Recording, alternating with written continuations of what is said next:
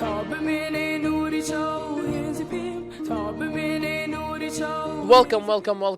to the newest episode of Diwa Khan Universe. This time we have an African prince, the grandson of the great Nelson Mandela himself, Dr. Madeba. It's one of our most interesting podcasts. Dr. Madeba is a doctor at UKH. He finished PhD in Politics and International Relations at Washington State University in the USA. We talk about how Mandela back in the 90s started reconstructing South Africa to be one of the most advanced countries in Africa right now, and how can we as Kurds benefit from his experience and help build a greater Kurdistan. Also, we talk about the mysterious and very interesting African culture, their food, their marriage rituals, and everything else. I hope you guys like the podcast. And special thanks to the people that made this possible. If not for them, we can't do it. First of all, the greatest car brand in the whole world, Toyota. I don't need to talk about it even more. And also our collaborator, Kurdistan Foundation. With their help, we could bring these established guests and inshallah even bigger ones.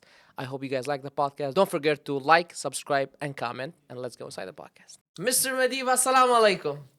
Alaikum salam, kaka. How are you, man? I'm still alive, man. I can't complain. And how are you guys doing? We're doing good. Thank you. Yes. Thank you. Thank you. Mashallah, you look very good. Man, I gave him an award. The most handsome black man in Kurdistan. Of course, yes. man. You know, my grandfather has always told me that you must always dress for success, man. When you show up, you must dress for success. Definitely, that's true. And you have something you always say too when I ask you, how are you? You said, like, I'm still alive. I'm still alive, man. That shows a great mentality. Like, as long as you're alive, things are going good. That all that matters, man. And then it's also the recognition that there's so much that is happening around the world. A lot of people are dying. So you must be grateful to be alive. That's very nice. Yeah. So, Mr. Madeba, who are you? Can you please introduce who is yourself? Madeba? Okay. My name is Siyabulela Mandela. I am the descendant of King Ngubengcuka, a descendant of House of Mandela from the Tembu Kingdom, which is situated in the eastern parts of South Africa. And of course, rest in the shoulders of my ancestors, and that is Madeba, Sopito, Yem, Ngolomsila, Zondazinchaba. I love this. I love it. Yeah. I am a descendant of that kingdom, the Temple Kingdom. I stand, man, and rest in the shoulders of my ancestors, those that came before me, and those that have paved the way for me to be here even today. So That's this is very who I nice. am. That's a very nice introduction. Well, in a more colonial way, I would say, "Oh, my name is Dr. Siyabulela Mandela." That is a very more colonial way of introducing ourselves. That's the white version of what you can say. So I'm giving you a more African perspective. I love version it. of who I I love am. it. It's so, Adapt so this. different. I love it. It's like you're telling a story, not just introducing yourself. Well, as it's definitely, man. Very poetic. It's not only about introducing yourself, but also locating yourself within your own genealogy, where you come from. The recognition. I mean, me and you, by me and you, I mean the Africans, even the Kurdish people, for the longest of time, we've been stripped of our own identity, of our own dignity. We've been made to believe that we are second-class citizens, even in our own lands. Our lands were taken away from us. Our kingdoms were taken away from us. So when one introduces themselves in this way, it is to go back into that genealogy and trace themselves who they are, and the recognition that you are actually an important person. When I say I am a descendant of the Tembu Kingdom, you must know, brother, that you are dealing with reality. But the colonial system have treated us in such a way that we are second-class citizens. We're not important. We have no importance. We are princes and princesses. We come from kingdoms who had one of the greatest of rulers. When I say I'm a descendant of King Ngubengcuka, it's one of the greatest leaders who have fought relentlessly against the apartheid regime and against colonialism in Africa. So when you understand who you are and where you come from, you would know where you should go and you'd know what is your purpose in life. But for the longest of time, we've been stripped of that identity, We've been stripped of that dignity. And thus, you find that people, all they know is the title that they possess and their name. They don't even know their history. They don't even know their own genealogy. They don't even know the greatest leaders that have even existed within their own kingdom. That is what exactly the colonial system is all about, stripping us of our identity, our history and replacing our history with their own history so that they can see themselves as more superior and we see ourselves as inferior. So the way of reintroducing myself is the way of recognizing where I come from and tracing my own history, my own genealogy. And only when you know who you are and where you come from, that you can be able to understand what then is your purpose in life. I think uh, that's one of the main problems that the whole West has with this whole identity crisis thing. Because most of the time, when just such a simple question like "Who are you?" the first thing we go for, like you said, is our title, our career, or anything. But careers change, titles change, but identity, like what you just mentioned right now, is something a lot deeper. And I think that's the whole process of self-actualization and how do you know what's your purpose and where you come from, what your Precisely. ancestors did, and how you can pave the way for the Precisely. people next to come. Yeah, Precisely. sure. Yeah. What kind of commonalities do you see between the African struggle alongside the Kurdish struggle, based on your time here? For how long have you been here, by the way? Well, I've For the been here people. now for almost a year in Kurdistan. Um, for me, coming here, I already knew to a certain degree. Of course, I'm not speaking one as an expert on the history of Kurdish people in general, but insofar as the history of the Kurdish people in their struggle for their own liberation, self-actualization, I came with that full understanding of where I am going. Well, at least I thought I knew where I am going. But if one were to draw parallels between the Kurdish people in South Africa and Africa in general, we both are the people who have been marginalized, oppressed, stripped of our identity and our land being stolen by others, not allowed to even speak our language at certain time in history, and constantly been perceived as inferior with certain classes within our society, particularly those who have inserted themselves in our land during the colonial era, more broadly, and even in the era of apartheid in South Africa. So when you look at those struggles, these are the people who were stood in a struggle and fighting for their own right to self-actualization, fighting for their own identity, fighting for their own land, and even the right to even practice their own culture and speak their languages. So there are a lot of parallels here. It is for this reason, for instance, one of the quotes from my great-grandfather, Nelson Mandela, he's being called, I think it was around 1993, if not 1996, I need to fact check here, where the Turkish government invited him and offering him an Atatürk Peace Prize. And Mandela rejected that, and his response was, when asked why would you reject, and his response was, if you want to know and understand the Turkish government, be a Kurd for a day. And that to Mandela and his people, and us as his people, it was a recognition of the interrelatedness between our struggle for liberation against colonialism and apartheid in South Africa and the struggle for the Kurdish people to be independent, to be free, and to be liberated, and their struggle for sexual self-actualization in their own land. So this was a recognition. And thus, if you study the history of the liberation fighters here in Kurdistan and the history of the liberation fighters in South Africa or in Africa and other parts of the world where there was marginalization, oppression, as a result of the colonial system, you've got to understand that that generation, regardless of geography, they had drawn lessons on one another and devised and draw strategies and tactics on how the Kurds were advancing their struggle for independence and liberation here, and how the South Africans were advancing their struggle for independence and liberation in South Africa. So our pursuit of justice and freedom is what links us and connects us as South Africans and the Kurdish people. So when I come here, I see a lot of parallels in your own history with my own history. I see myself in your eyes as the Kurdish people. I see the struggles that you're going through are the very same struggles that we went through in South Africa.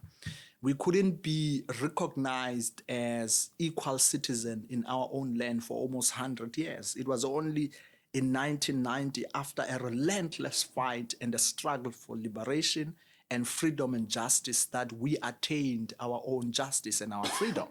It is for that reason then, if you look in the context of the Middle East, Mandela would identify Kurdistan and Palestine and those two kind of people or countries that we can relate it to, for their struggles are similar and are identical to our own struggles as South Africans. And even in the broader context of Africa, we owe both regions, the Middle East and the African continent, we both went through various systems of colonialism. I think that the similarities between the Kurdish people and South Africans is that we're under the British colonial system, while the other parts of the African were either under the French or the Portuguese colonial system. Each of those systems had devastating consequences, which sometimes were similar, sometimes were different in how we perceive ourselves, in how we see ourselves even to this day. So, Madeba, you were talking about how you guys had a pragmatic leader. Yeah. And all those different ethnicities, different opinions, you guys got together and decided on South Africa. Yes. Now here, I think we want to go inside your expertise. You have a PhD in international relations And conflict resolution, yes. and conflict resolution. Perfect. How does this process usually go when there's like so many different ethnicities and different beliefs and sometimes different religions all living in the same place, and they all have a different vision for their country? I think what we lack here in Kurdistan is the lack of study for the other international cases such as ours. Yeah. So I was shocked when you talked about how Mandela know about Kurdistan. Did you know? I was literally I'm so surprised. But it obviously shows his insight that he was a brilliant, smart man. He looked around in the region and he found different cases. And there's always the struggles of all human beings kind of close. I think here in Kurdistan we lack that. We don't have a lot of knowledge about other people, other countries, or other regions that are having the same problems as us. So how does the process of conflict resolutions between people they were oppressed and now they're just getting a break to be independent or get self-autonomy we goes to solve the conflict between all the different parts and for them to agree on one thing? Yeah. How did Mandela do it back in 1993, Well, 1994? in South Africa, I think the pragmatic leadership that Mandela provided was the recognition that there cannot be a formation of a country without first looking at what went wrong in our past. So Mandela and his generation called this process the Truth and Reconciliation process. It was a process where, as South Africans, both black and white, we recognize that there were a lot of injustices that happened in the past, either during colonialism and during apartheid and the different wars that were fought in South Africa at the time. So we had to take a deliberate step as to sit into a table and recognize the importance of looking at all those injustices. For instance, when you talk about injustices, there are a lot of genocides that took place in South Africa. Even here, there are a lot of genocides. You would never be able to reconcile if we do not discuss and have a conversation on what went wrong and what were some of the injustices and the human rights violations that were committed here. Even the recognition of that helps us as the people to have a collective understanding of our history as the people. And when we have a collective recognition and understanding of that history and that collective memory, we are able to decide how do we reconcile. For instance, if you look at the civil war here in Kurdistan among the Kurds themselves, I don't think there's been any truth and reconciliation process that took place to look at the injustices on both sides, because both sides committed injustices. Even in South Africa, Mandela had a recognition that even the campaign for liberation and the struggle for liberation that it was advancing, it had devastating consequences in other ethnic groups and even into the white minorities into the country.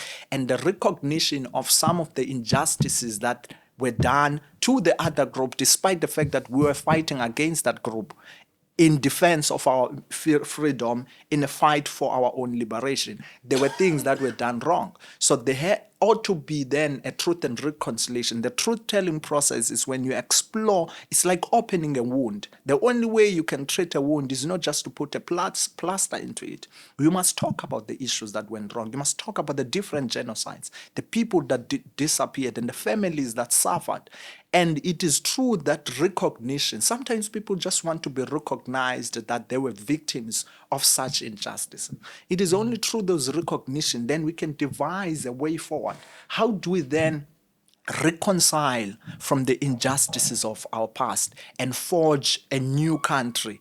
And how do we move the country forward? That is exactly what Mandela did. The recognition of the injustices of past led to the realization that there ought to be reparations for those who have suffered or for those who are victims of one genocide or the other genocide, or the fact that your land was taken away by this family. There has to be some form of a compensation and reparation. Reparation is one way in which we can be able to move forward as a country. They did that, and from then we were then able to sit together into a table and now discuss what kind of a future do we want as a country. So you're saying, for example, a tribe in South Africa that had their land taken by another tribe or by colonialism, they were reprimanded for that. They were compensated for that. Reparations. Slowly, First and yeah. foremost, the recognition of an injustice that has been Okay. done. So, for instance, unlike the United States, for instance, in South Africa, we had the United States, they did not have the truth and reconciliation on the issue of slavery or the issue of segregation and all the injustices that were surrounded that, and as a result of the racism and discrimination. And thus, if you look at it now, the black community and the white community in the United States, they are constantly at loggerheads. And even the system is structured in such a way that it is skewed still along racial lines. If you come to South Africa, the white people know that apartheid was a crime against humanity. They know that that was an injustice done to black people. They know that they stole our land. And thus, the recognition of those injustices enables to provide a platform where we can talk, okay, now that we know what went wrong, how do we move forward? How do we bring about reparation? How to restore the dignity of the people? And this is where the constitution becomes very paramount in that process. And the constitution then is going to lay down the law by which we can bring about the restoration of the dignity of back to the people. For instance, if you look at the South African constitution is considered as one of the best constitutions in the world because there's a recognition of the injustices that were done. Chapter 2 is in the South African constitution is called the Bill of Rights, for instance, which recognizes what happened during colonialism and apartheid as a crime and how do we reverse that crime, and thus laying down principles and laws by which the state is supposed to do A, B, C, and D in order to restore the dignity back to the people. And when you interact with white people, at least majority of them, they understand that they benefited unduly and they benefited on the system that privileged them because they were white, and they recognize that they stole the land, and thus the state has to embark on a process by which they can bring about the redistribution of the land back to all those who live in it. That's the recognition from the constitution itself. And that on its own enabled the people to be able to come together and define then what kind of a future and what kind of a country they want for themselves, for these generations and generations yet to come. What you can identify more, for instance, as one of the things that are missing here in Kurdistan, is precisely the lack of those prerequisites for any democratic country to work, especially countries that come from the form of injustices such as Kurdistan comes from. There were a lot of injustices that happened here. The war among the civil war of the 1990s among the Kurds themselves, a lot of violence, and there's a lot of anger between the different ethnic groups that were victims of those wars. There's a lot of genocide from the Yazidis and other ethnic minorities. Not much has been done about that. Not much has been said about that. Not much has been done towards the road towards reconciliation or even reparations for the victims of such injustices. And thus, these different ethnicities or identities still look at each other through those grievances that they have with one another. And it makes it impossible for the country to work or even forge one identity. If you go to South Africa, we don't, for instance, I am Xhosa. And one of the ethnic groups that we probably fought against were the Zulus. And there are other different ethnic groups, the Tswanas and the Tsongas and so on and so forth. They all each fought different wars among each other. But when we see ourselves, we don't see ourselves as a Xhosa or a Zulu man, but we see ourselves as South Africans.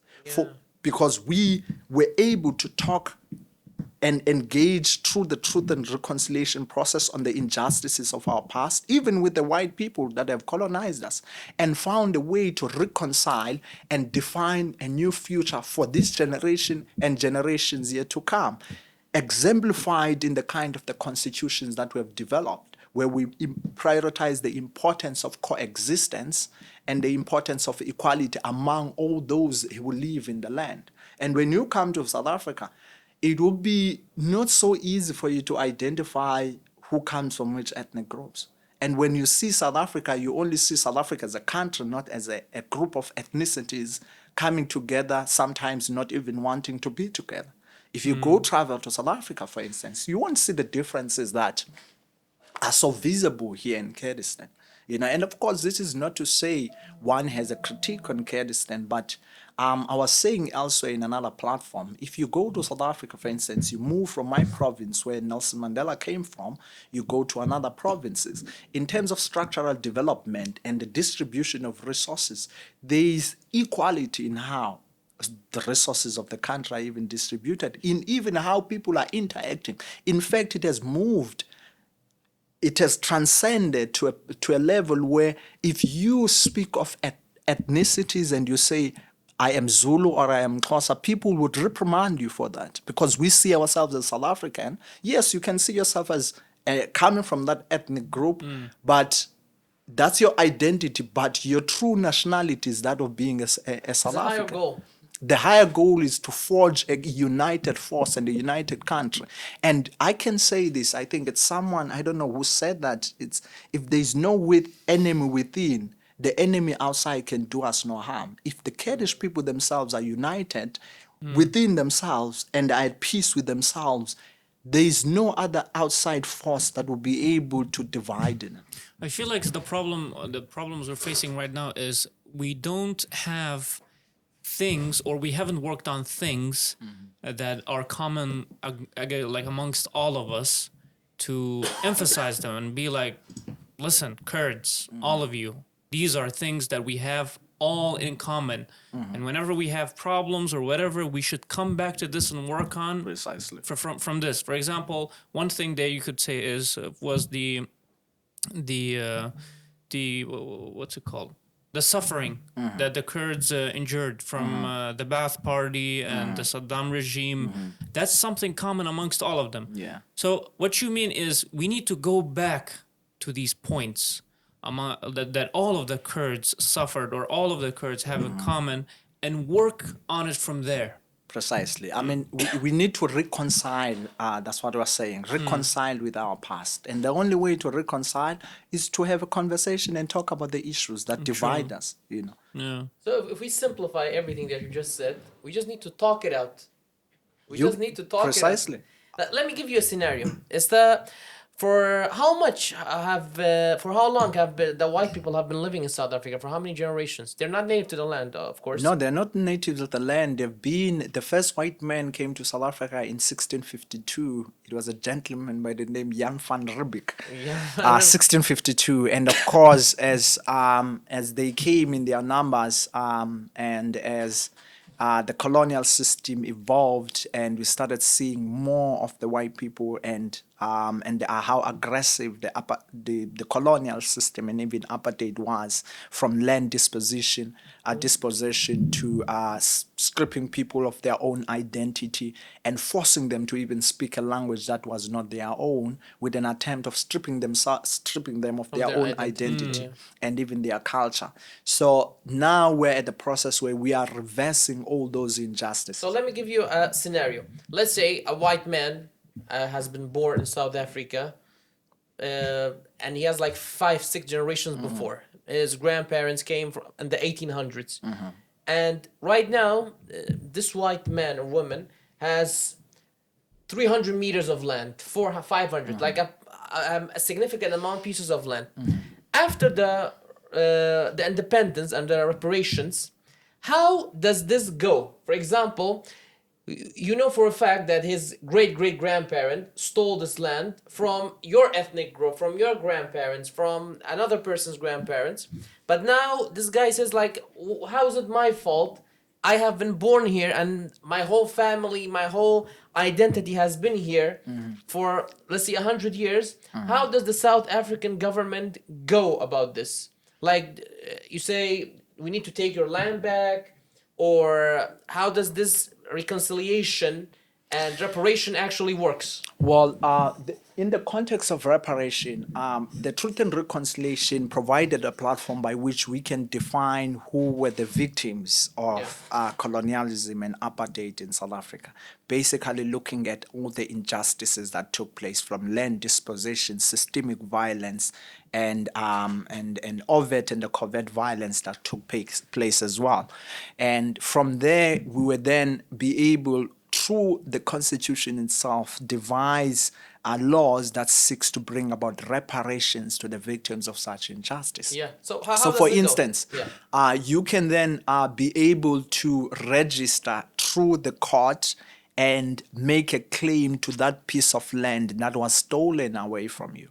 But this is where South Africa now is lacking. For instance, 80%, or let's say roughly 75% of the land that was stolen is still in the hands of the few, particularly white people in general. And these were some of the failures of the negotiation process that Mandela and his generation led. And of course, the conditions were perhaps slightly different at that time, where the outcome of the negotiated settlement was the transfer of the political power without the transfer of the economic power. Economic power includes the land and the means of production, which is the mines and so on, which predominantly are still in the hands of the minority. So what government seeks to do is to bring about the redistribution of the land. For instance, recently they passed in Parliament, I think about 2-3 years ago, the expropriation of land without compensation. For 1994, the understanding for Mandela and his generation was that the white people in the country would willingly be able to sell their land back to the government, and then the government will redistribute to that land to the people to whom it belongs to. And unfortunately, our fellow South Africans, the white people, were dishonest in the process by Overvaluing the land, price, and the land was now even more expensive than it was when they got it. And now it stifled up that process. So Mandela's regime, for instance, called that the willing buyer, willing seller. So the government will willingly buy if you willingly sell to the government the land, so that the government can buy the land and redistribute it back to the people. So this is where the bone of contention in South Africa is on the question of the land and the means of production, which are still in the hands of the few.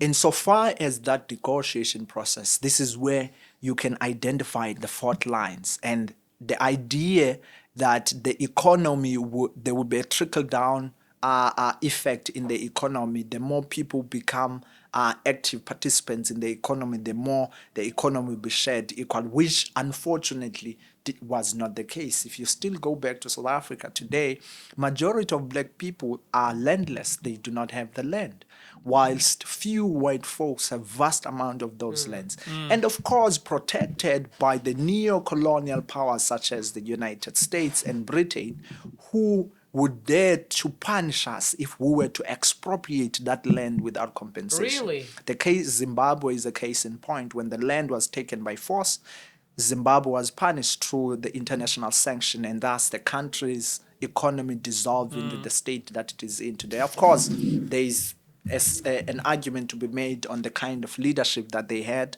as well. But those are some of the bones of contention in South African So politics what is the today. United States and like the Britain's excuse for this? Like, what is the justification of Well, this? it's So, always as if you take back your land, I'm gonna go put you in sanctions on it. So okay, but why? well, it's always the protection of white interests.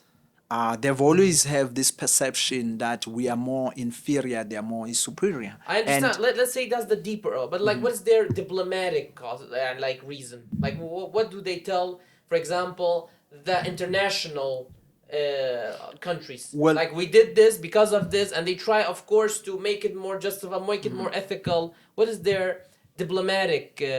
no, they are cause not for- being diplomatic about So it. they're We just already doing know, this. for instance, if South Africa were to take a robust stance of expropriating land without compensation, South Africa would be punished by the major powers, the United States, the UK, France, and others, and more importantly, will be punished by the international institutions like the World Bank, the IMF. You know, they will all level sanctions against us, and they've done that to Zimbabwe. And South Africa has been trying to navigate that space in such a way that whilst we want to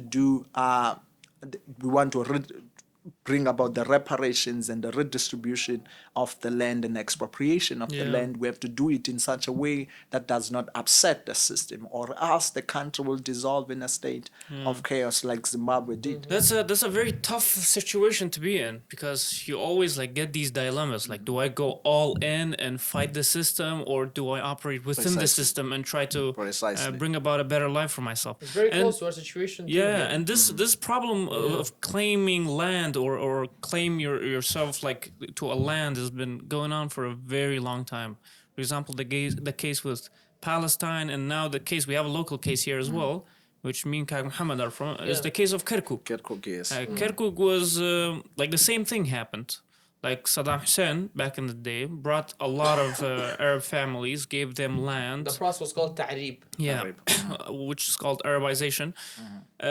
Brought a lot of Arabs, settled them, gave them land and money and everything, just so they can And settle. kicked out the Kurdish families. Yeah, in Kirkuk, and now the children of those Arabs are now having land, and they're having houses, and they're having families. So you can't really kick them out Yeah, because so like it's an ethical dilemma. What do Yes. you do exactly? So that's why I asked you the question. Yeah. Well, you know, in this dilemma, in the case of South Africa, I always point to the dishonesty of white South Africans in the land. Yeah. For the reality is, whilst we forge some form of reconciliation, and forge national unity, nation building and reconciliation wouldn't be complete without addressing the land question into the country. And this is where the white community then becomes dishonest. And the reality is, whilst we can say we enjoy the political freedoms that we enjoy, the right to vote, for instance, what's the point of going to vote and there are no tangible result and realization of that freedom, for instance, peace dividends? If there isn't that, it's impossible to see a country that is fully as reconciled. That is why South Africa, I think the last statistics I looked at on the World Bank is one of the most unequal countries in the world. It's precisely because of that. This is where the fault lines were with the negotiation process that Mandela and his generation led. And when you go and speak to black South Africans, they will tell you, while we reconcile, it is impossible to fully forgive white people, for they still have what belongs to us, and that is our land. Much of our land, of that land, is what makes our identity complete. Your identity is intricably linked to the land, and at some point, for that matter, this is where the bones of your ancestors are laid. You know, and the land that now they produce, either they are farming on that land, this is where your ancestors are buried. You cannot fully reconcile, you cannot fully be at peace. That is why at some point the issue of racism between black and white people, it's difficult to completely resolve in South Africa because there are historical injustices such as the land question that were never resolved. Even Mandela's regime did not fully address that issue. Yes, we got the independence. Yes, we got the political freedom. Yes, we have a right to vote. But what's the point if Mohammed, for instance, Yeah. me and you, we both go to the same university. You are white, I am black. When I graduate, I go search for a job. And when you graduate, you go to your father's company that is in the land that was stolen. And when I go to that company, you become my boss. You see the switch in the relationship Yeah. between the two of us. Then it cultivates further the anger between the two of us. The fact that I know you have this privilege because your great grandfather or your ancestors stole that land from my family, from my ancestry.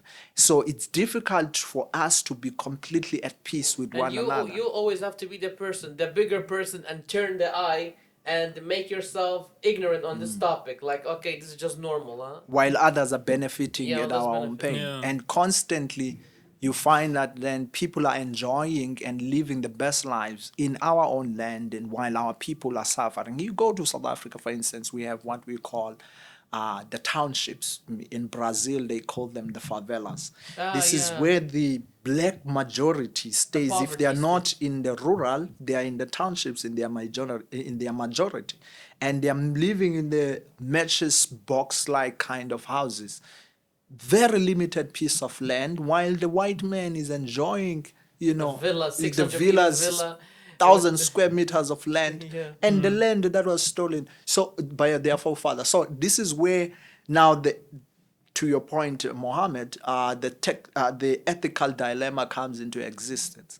Should we pick up arms once again and fight for our land, or do we convince all the white people recognize that they need to come back into the table if the country is to work, if we are not to slide back again into another conflict 30 years since the dawn of democracy? They need to come back into the table and we renegotiate the economy, because now 94, which gave rise to the dawn of the democratic dispensation in South Africa, brought about the freedom, brought about the political freedom, the right to vote. But what does that mean if you don't have the economy? So we need to have a new form of a negotiation It's all about the to negotiate economy in about the the end, economy. too. Like, that's all what matters in the And end. you It's the think about it. economy, it's the money, it's your land. Precisely. Now Yeah. you have a political regime or a government elected by the majority, but they don't have the resources to respond to the needs of the majority, because these resources are in the hands of the few. The capital Yeah. is in the hands. The mines are run by white people. The land, the productive land, is run by white people. So this is where the bone of contention. You These are can't where the even deal ethical with issues this come through into existence. taxation, possibly. Well, taxation, the Like, tendency, the problem with taxation, it leads to the capital flight from businesses. Direct foreign investment would not come into the country that is needed for job creation and other activities of the economy. If you overtax, they would move their businesses elsewhere. It's the same way, And they for will find instance. other ways. Tax fraud will come in, like that. Tax Yeah. haven. Precisely. And you always have to go. So you're basically going against a man's nature of always trying to protect what they have, greed. And if you tell me right now that you want this, I'll tell you it's like, okay, for $2. But if you tell me you're desperate for this, the true instinct of every human on earth, I'll say, okay, $10. Yeah. And so the same thing goes for their land, for the companies Yeah. that they have, and everything. Well, of course, and the other layer of it is the kind of leadership we had post Mandela and his generation. Now you had the kind of leaders who are inherently corrupt to the core, and they have betrayed the mandate given to them by the people, and even they've betrayed the mandate that has led to the liberation struggle to begin with, restoring dignity back to our people. It's now not about the people themselves, it's about self-interest of these political leaders and clientele patronage. And it's about certain families in government. It's not about the people, it's about these families. So those are some of the now the issue cannot be solely be put into the feet of the colonial regimes or the apartheid regime in South Africa. Even the black leaders themselves have become so corrupt that they have sold their souls and the soul of our nation to the highest bidder, to Yeah. those who have business interests. So government is about business interests, not solely about addressing the needs of the people. I have a question. Since you Yes, sir. came to Kurdistan for around a year, how how did looking into Kurdistan's politics and history, like I'm sure you've done a bit of research, how has it reshaped your perspective on politics in general, maybe even your perspective on South Africa? Has it reassured some views that you already had, or did you change your mind about some things, seeing the things that happen here? Well, I think there are two views to be advanced. Well, the Kurdistan as a region ought to be understood within the broader context of Iraq, and of course the politics between Kurdistan and Iraq as well, which in most cases stifle the development and even makes it even difficult for even the regional government here to fulfill the mandate given to it by its people, for they themselves are constantly engaging in the power struggle between Baghdad and the Kurdish region, for instance. But also, it ought to be understood within the context of the divisions within Kurdistan as a region, which also further stifles the development within even this sector as well. And maybe there are other things. I mean, when I came here, I was very hopeful in so many ways, and I was very proud to come here. Well, man, education is very important. The greatest, I think, I forgot who is this uh, revolutionary leader says the greatest weapon at the hands of the oppressor is the mind of the oppressed. Once the mind of the people is oppressed, once the people are not educated, then the country will suffer. Then the future of the country is going to bleak. If I can give you anything else, one of the ethos I live by is one by one of the greatest educators, I think, from the U.S. Horace Mann, 1838. He argues education then, beyond all other devices of human origin, is the greatest equalizer of the condition of man.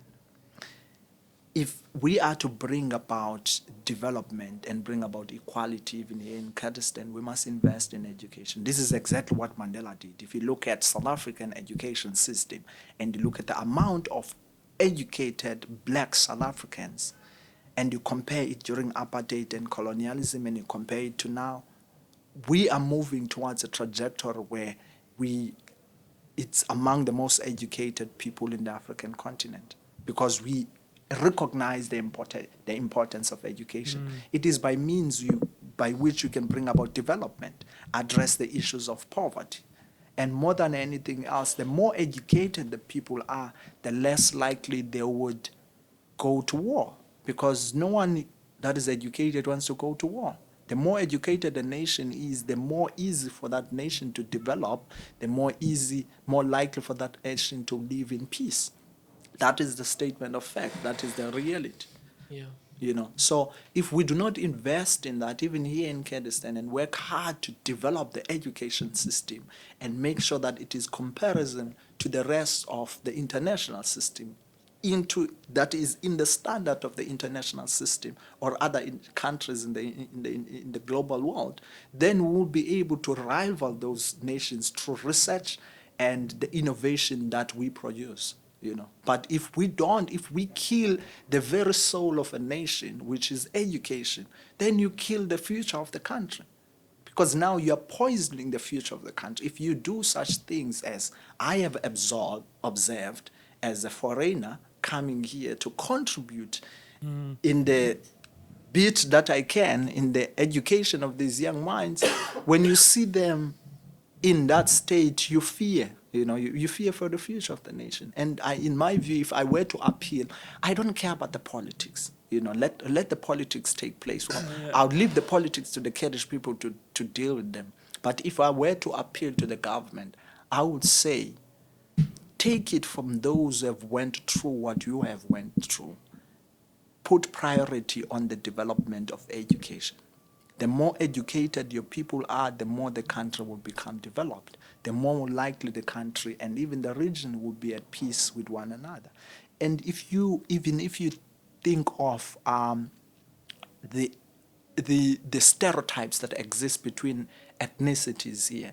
The more educated you are, the more you realize that the things that they've said about the other person are actually not quite true.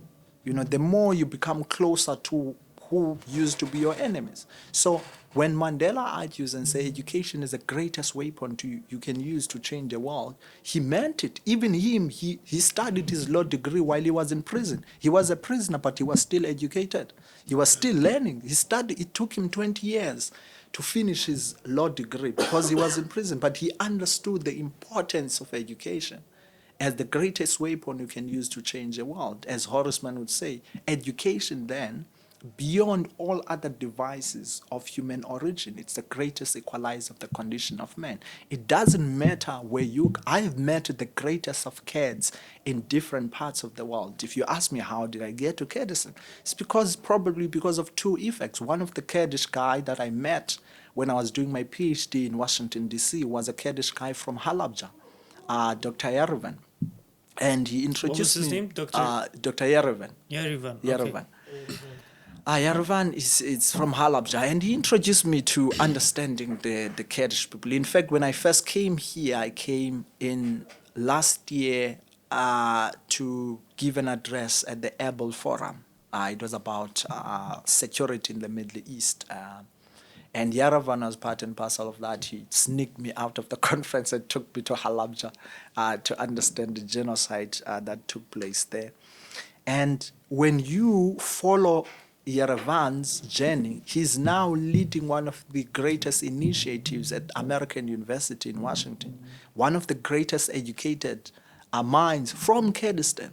But he's not here in Kurdistan. What he does, well, it is related to Kurdish people. It's a Kurdish initiative for peace that is done at American University. But those are the greatest of minds you need to be in the government here, or if not the government, in the education sector here, to contribute in the development of the people. It is those people that convinced me that you should come to Kurdistan. And when I looked at them and how kind they were and how intellectually sound they were, I was convinced this is a place to be. And you get here, well, it is the greatest place to be. I love the Kurdish people. I love the culture. I love the food. But sometimes there are certain things that when you look at it's not supposed to be like this. It doesn't suppose, life shouldn't be like this. Like we fight now for just doing our jobs. We have to fight for doing our jobs. And when you look at it, they will say, no, it's just a Kurdish culture. We do things in the last minute. It's an excuse. And they put a bad image of the Kurdish people. Now, when I go home, I have this bad taste of Kurdish people. I'm like, man, the way they treated me in here, it's not nice. But elsewhere, they've been so good to me. So, do you want to be a president like your grandfather again? No. I've no. Help in reshaping, for example, South Africa and even the Kurdish South African connections, like increase the. Well, I have no vested interest, to be honest, to be in the government, in the politics. More so, my interests have always been that of being a diplomat. You would say maybe a minister of foreign affairs. Yeah. That would be the role I would like to play. I'm a trained diplomat, man, and of course, to your point, it's one of the questions when I meet my colleagues who are doing amazing work here in Kurdistan, who are Kurdish. And I said to them, one of the things that surprised me is that South Africa could be considered as one of the allies of the Kurdish people, but we do not have any relationship that is that strong. We don't have a South African embassy, for instance, or even a consulate here. But in the context of this region, these are one of the people that Mandela aligned themselves with when he compared the struggle of his people and to the struggle of the Kurdish people. You know, my assumption would have been we should have had a South African embassy in Kurdistan, or even a consulate. We should have a relationship, business relationship between the two countries. We should be having strong relations between the two countries. So if I were to become a minister of foreign affairs, which in the future that could be a possibility, I would definitely make it one of my goals. We'll become the foreign minister too. In fact, let me announce it in this platform that we have, since I came, we have taken an initiative to establish education diplomas between Kurdistan and South Africa. That's great. And we had professors from South Africa coming from Nelson Mandela University, by the way, coming to University of Kurdistan, and we now have a relationship, a memorandum of understanding between South Africa and Kurdistan, and between these two universities. And soon we'll be sending students from Kurdistan, hopefully to study their postgraduate, masters and PhD at Nelson Mandela University and undergraduate universities in South Africa. And we'll bring South African students to come and study here, even in Kurdistan. So if the politicians can't do it, we have already started and it. So they let need to join us give you a promise. We're still young and we have limited influence, but inshallah in 5 to 6 years, when we have more impact and influence, we'll be the ones that pushing to have a South African consulate and an embassy here the most. We'll make it happen. That's a promise. Put it in shake. Of course, brother. Let's do that. In fact, let's do it right now. In fact, our if you come to South Africa, one of the oldest restaurants in a Kurdish restaurant is actually in Cape Town. It's called Mesopotamia. It was founded 30 years ago by Kurdish families that moved to South Africa. Really? So, no, man, if you come to South Africa, man, I'll take you to the Kurdish restaurant. 30-year-old. 30-year-old since 1994. Since 1994. It's called Mesopotamia. Do you know the owner? What's his name? I don't know the name of the owner, but when you come back, when you visit, in fact, I give you an invitation. I forget about getting Europe.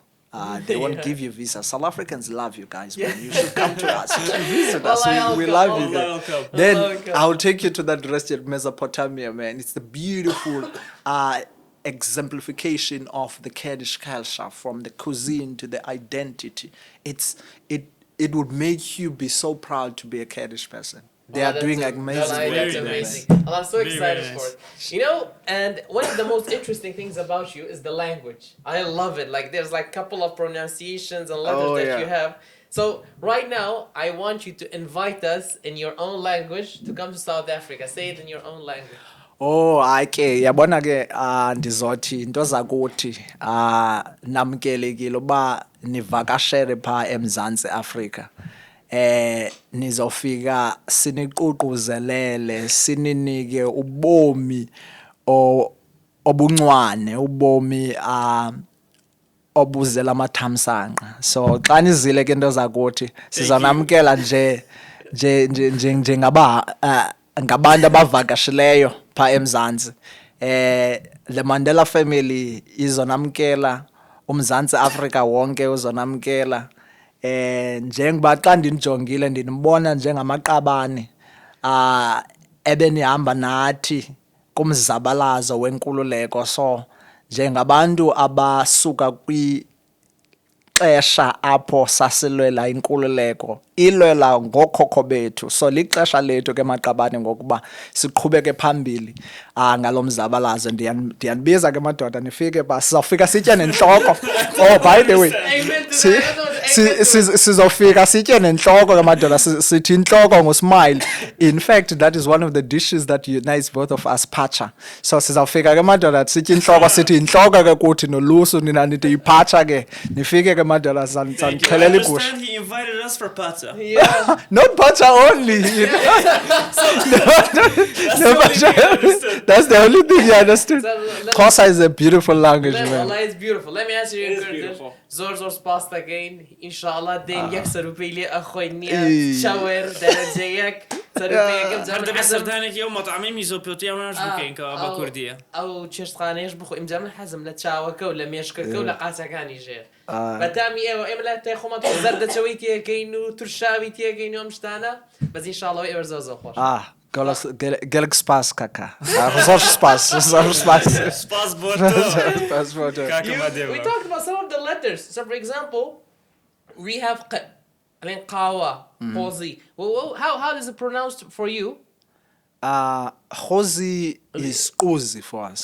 Kozi. Kozi, yeah, kozi. Yeah, you call it khozi, the dish, we call it kozi. And you had another pronunciation to say, it's like something like this. What letter is this? Because I've noticed you do it. Like, for instance, Dawashan, which is the podcast, would be Dawakan for us. Dawakan. So X is not sh. So it would be Dawakan. Yeah. Dawakan. So Diwakhan is Diwak. You said the first time Diwakan is Diwakan. So Diwakhan is Diwakan? Was that correct? Diwakan, yeah. Diwakhan. There we go.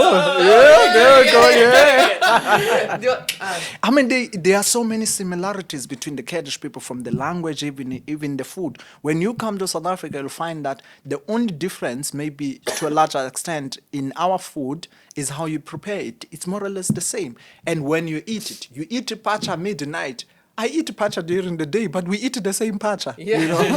Even true. the words that you pronounce, it will be so easy for me to learn Kurdish because the way you pronounce such certain words are similar to how we pronounce them. They might mean something completely different. Yeah, but the pronunciation, it's like more the way similar. of You know. Do you speaking. have any word that's exactly the same? Like that word we use, you guys use the same word that has like almost the same meaning. Have you noticed anything? Not necessarily that. Maybe it might be that it's written the same way, but it doesn't mean what it is. You know.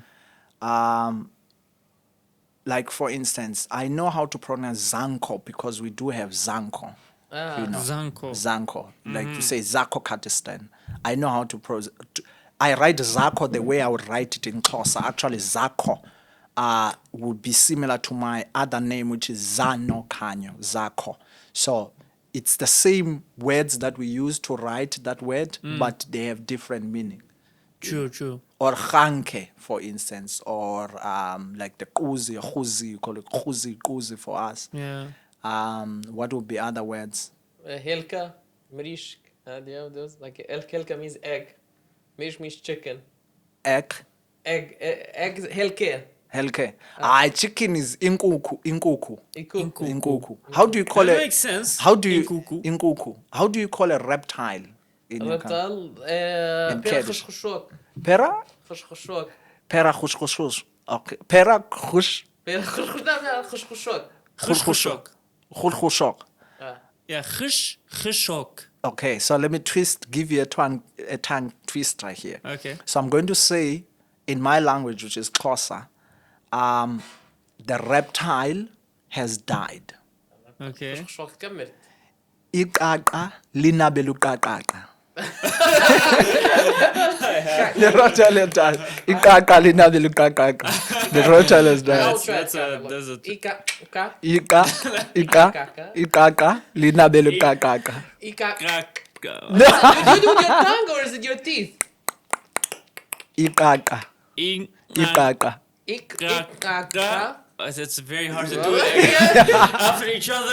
I can do it once, but I can't do it twice At on the top of each beginning, other. I thought he does it with his teeth. Like, I feel like that was healthy. Like, how doesn't your teeth break? That's No, teeth you got there, bro. like if you pronounce Diwakan, like it's like the way you call the horse, like Xhosa. Yeah. Xhosa. Diwakan. Yeah. Diwan.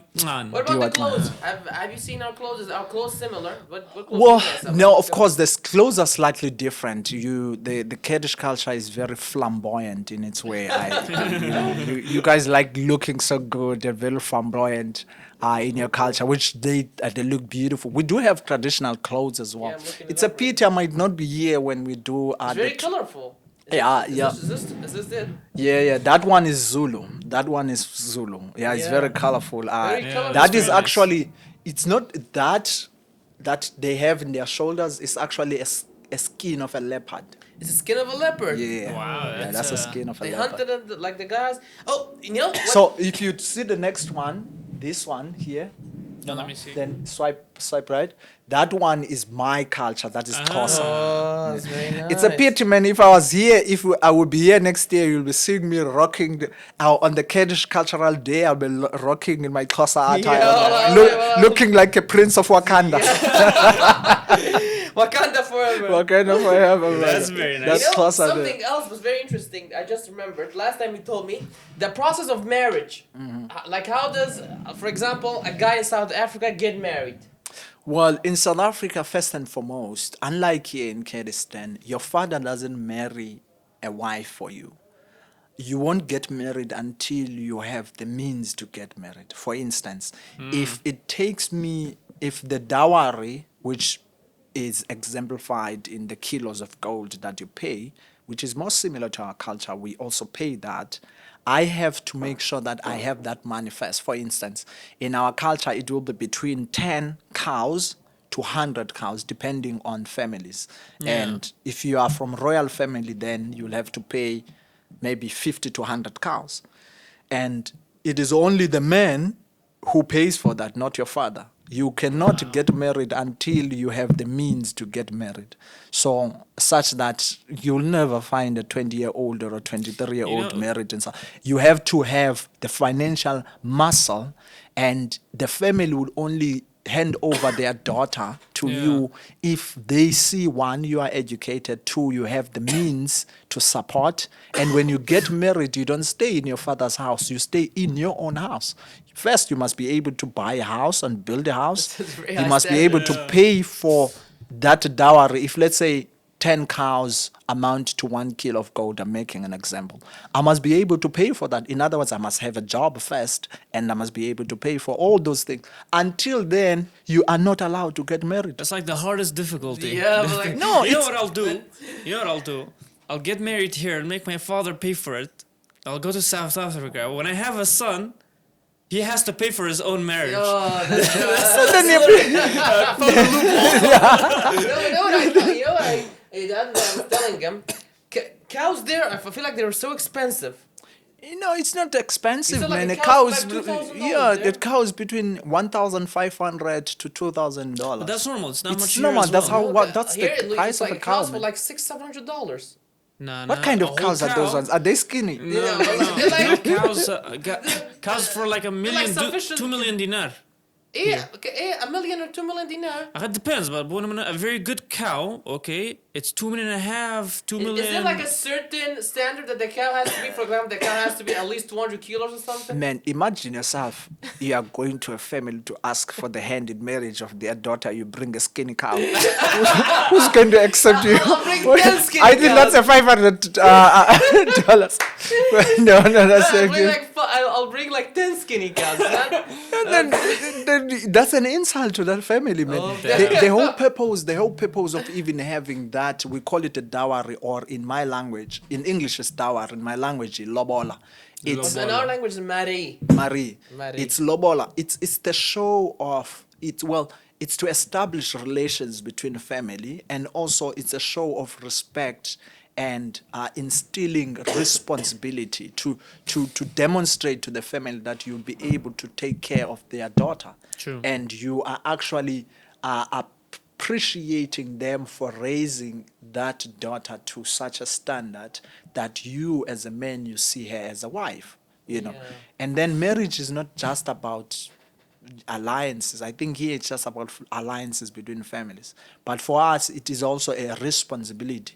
That is why if you are a man, you have nothing, you should not be married in the first place. Why should your father pay for marriage? Then you won't be able to give the respect to that woman.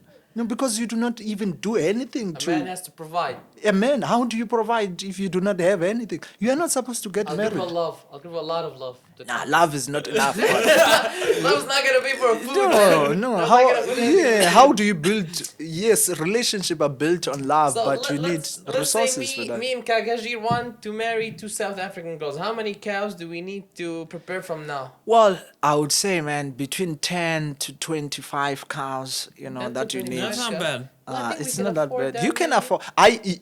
For one, I think marriage is more expensive here than it is in South But Africa. like you said, you need to build a house too. Isn't building a house and No, getting no. land The very difference expensive? is the responsibility that the man has. Here, it is expensive to get married, but the man does not pay for it. It's the father that pays Yeah. for it. Back home, it is not that expensive, but you have to rise up to the standard Yeah. to be able to even ask for another So- man's wife or daughter and ask for their hand in marriage. So you let's can't put up have, a like, standard. rent. For example, how What rent? For example, if you want to put the woman in a rent, you can't do Like that. What rent? What do you Like, mean by like rent? rent a house instead Rent of a house. buying Yeah, well, a house, you can. building. Yes, as a young couple, you are still in a developmental stage.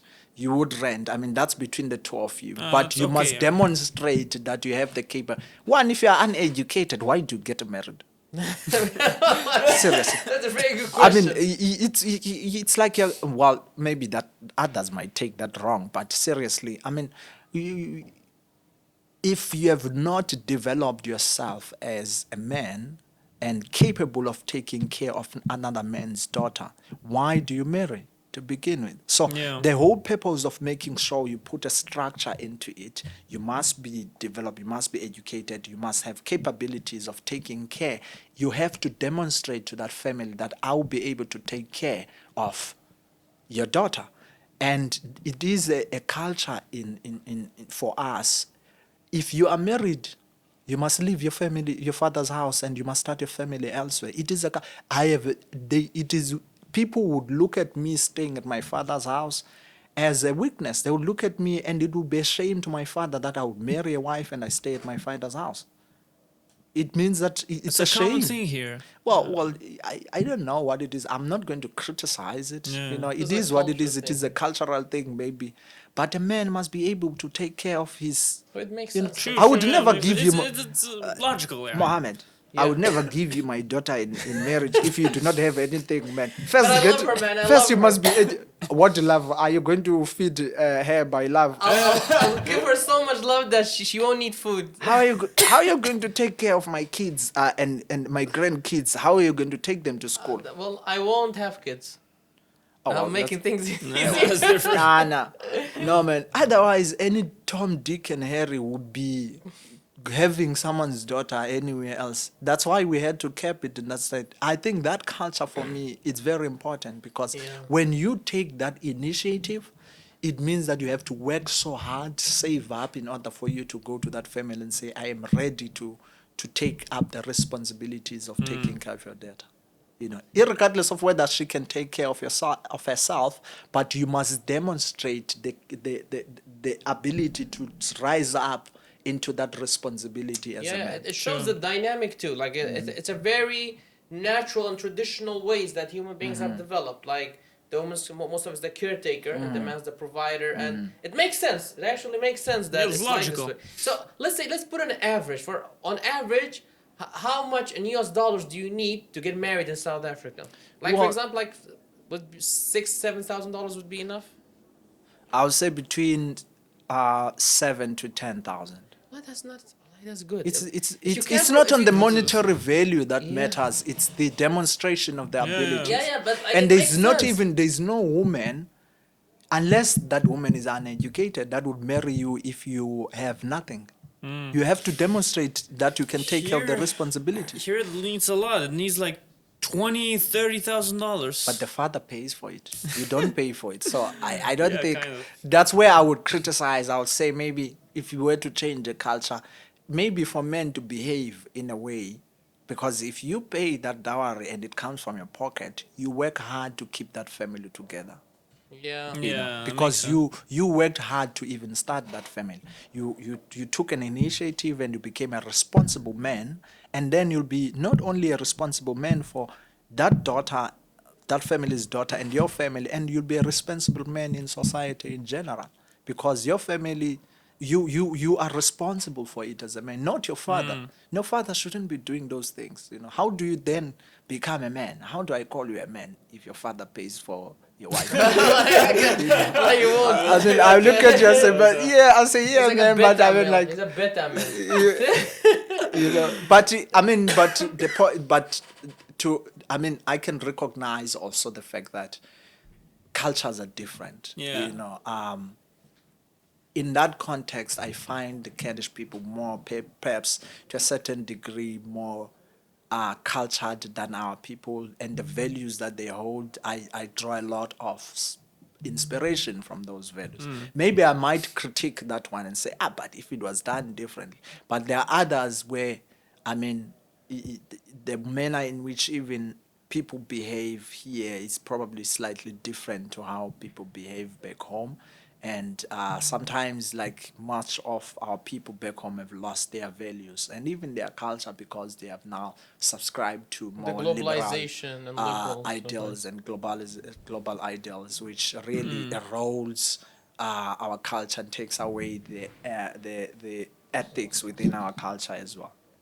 Well, it's amazing how similar the cultures are. Like you would never imagine, like two different continents, and us as Kurdish people, not just with South Africans, we don't really have a lot of like meetings with The black contact, folks. yes. Yeah. No, I've noticed here there's been a very limited contact with black Yeah, people, yeah. which it's not really a consequence of anything to begin with. It's just like that. But it's there's a limited. I notice, for instance, when even I'm at the university, oftentimes students will think that I'm a student. Yeah. And also they cannot fathom the idea that a younger person can actually be considered as a professor. It's not a culture. And here, well, I would say maybe to a certain degree, and not to say there are Kurdish people are generally racist. They are not racist, but I face some certain forms of racism where you realize that people undermine you because the only contact that they have with a black person is the one that works in their kitchen.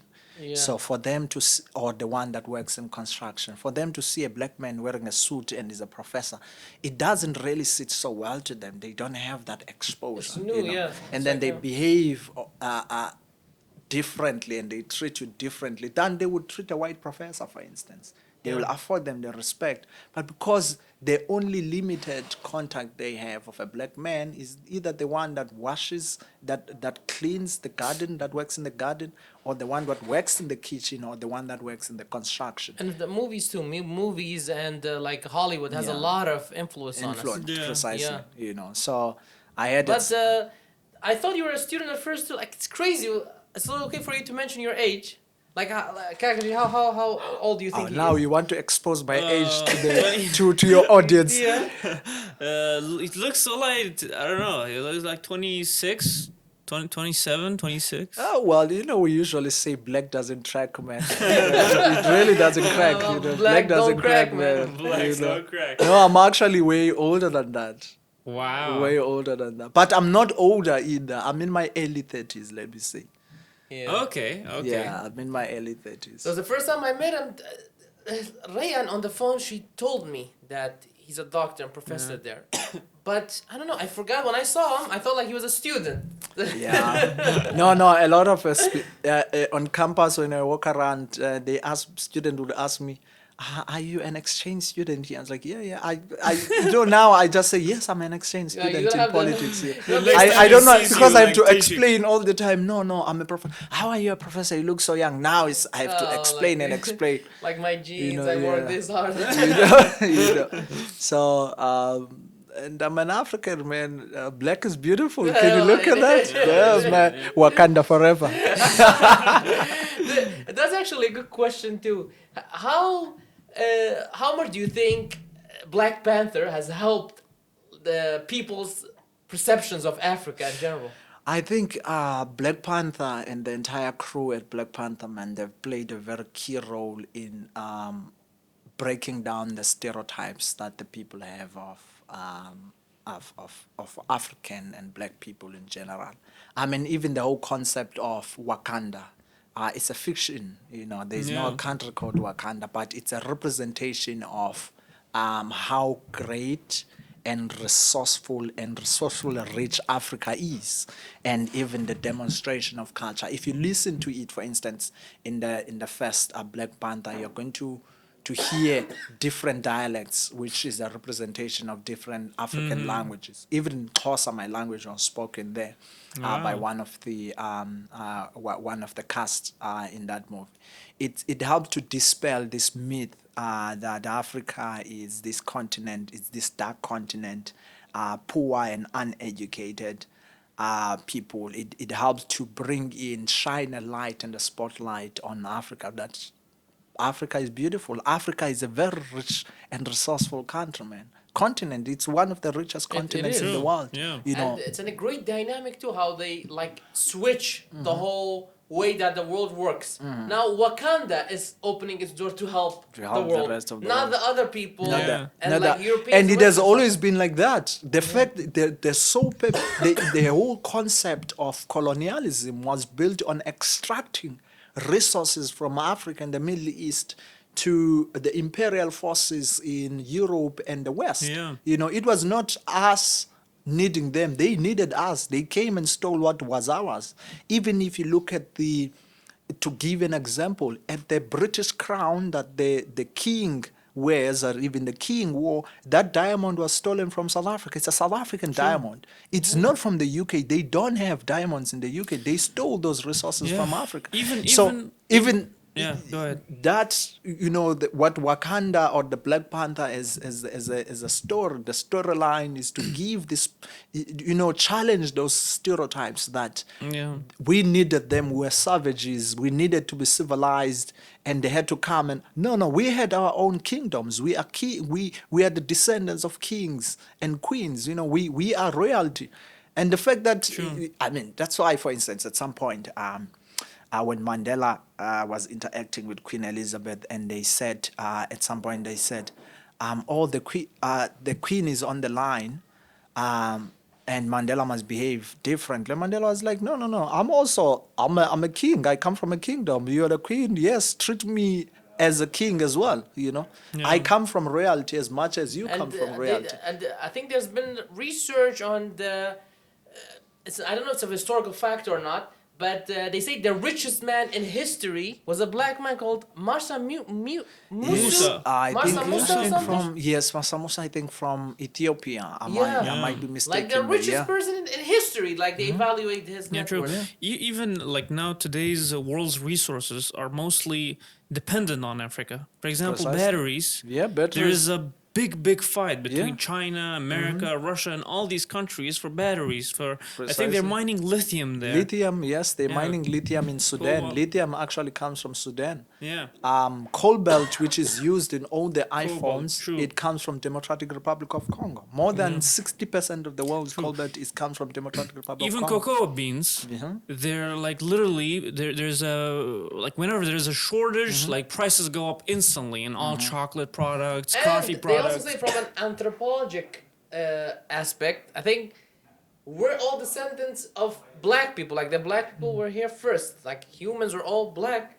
Yeah, we're Africa. We're from Yeah, from Africa. Well, there is that narrative. I don't know how far true that one Yeah, is. I've heard but that too. but listen, man, Africa is beautiful, man. Africa is rich. Well, come- and come- the You're argument I tempting me, usually you're say to tempting me. people, it is African people that are poor, not the African continent.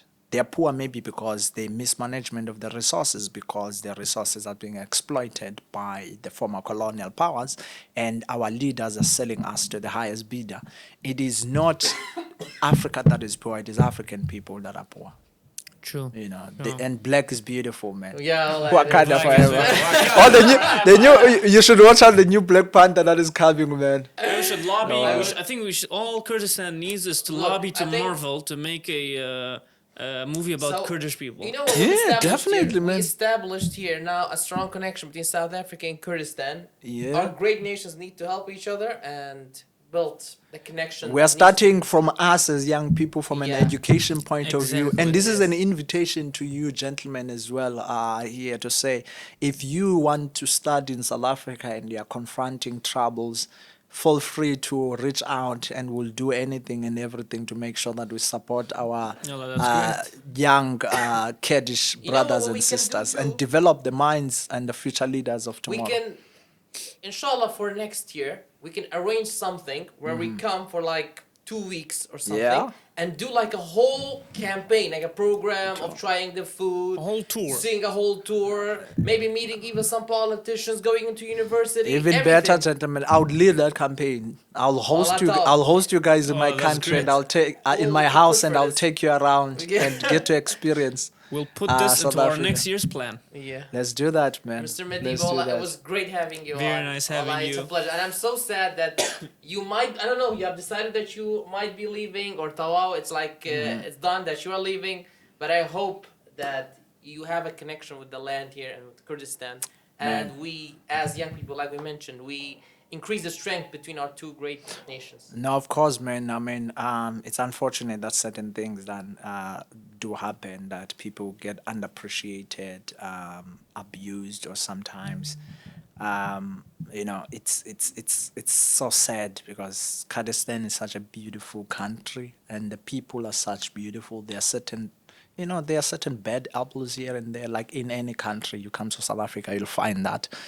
But I mean, I love the mountains though, so I'll definitely come there for the mountains. I'll definitely come there for the mountains. But we will have a great relationship. Nelson Mandela University and University of Kurdistan have established a relationship, and we'll be having an exchange program between academics and between students. That's great. I'm looking Great. forward to see and host Kurdish students coming into Wallah, my great. country, Very excited. into Nelson Mandela University, and I'll take them around and give them the very same best hospitality that the people gave me here. Great. We will. Thank you so much. We will put all of the socials of Dr. Madeba in the bio. Please check it out. And this is the start of something big, hopefully, inshallah. I hope you guys like the podcast. And Mr. Madeba, Yes, thank you sir. very much for accepting our invitation. Zelfs spaß, Honoring you kijk. guys. Zelfs spaß. Zelfs Zelfs spaß, yeah. So, Kevin. Until the next episode, we see you again. Peace. Peace. Wakanda forever. Wakanda forever, brother.